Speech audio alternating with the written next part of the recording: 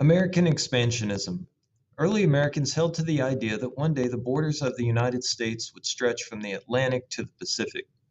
This was known as manifest destiny. In order to do this, territory would be bought, taken, or won through wars by the United States.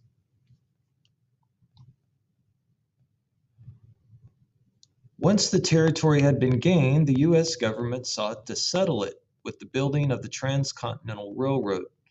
The Union Pacific, beginning in Omaha, and the Central Pacific, beginning in Sacramento, eventually both meeting together in Promontory Point, Utah. Settlers could now be transported to unsettled areas out west, which would greatly increase the pace of land settled. Goods and products could now be shipped across the country easier as well. In order to encourage land settlement in some of the wildest and untamed areas of the United States, the American government issued land grants. The Homestead Act promised free land to settlers if they could improve their plot of land by building a dwelling and cultivating the land.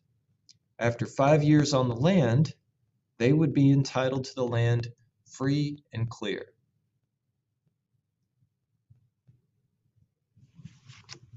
The Spanish-American War, 1898. The Spanish-American War began and ended in 1898. In this war, the U.S. would fight the Spanish in Cuba and the Philippines.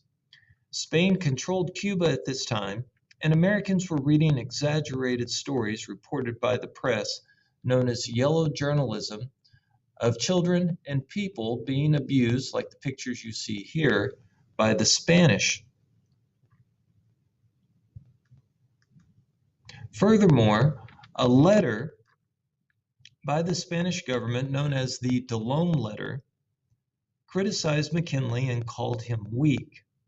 And then lastly, a battleship called the Maine was sunk off a Cuba shore, and the press blamed the Spanish. The U.S. declared war, and Teddy Roosevelt would become famous, leading a group of soldiers known as the Rough Riders during the war. Well, Spain would be no match for the United States Navy and its battleships, and would be easily defeated. As a result of winning the war, the U.S. would acquire territory from Spain. Cuba, Puerto Rico, Guam, and the Philippines would all come under the control of the United States. And after the war, the U.S. was now a major world power.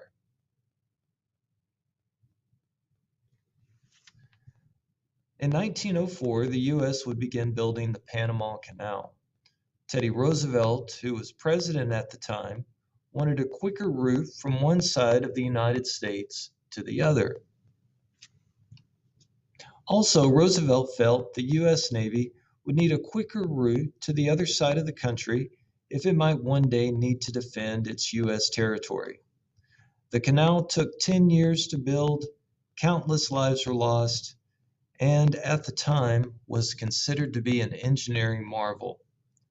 The picture on the left shows how long it would take to get from one side of the U.S. to the other before the Panama Canal was built. The picture on the right shows how ships could now cut through Central America by using the Panama Canal, greatly reducing their travel time.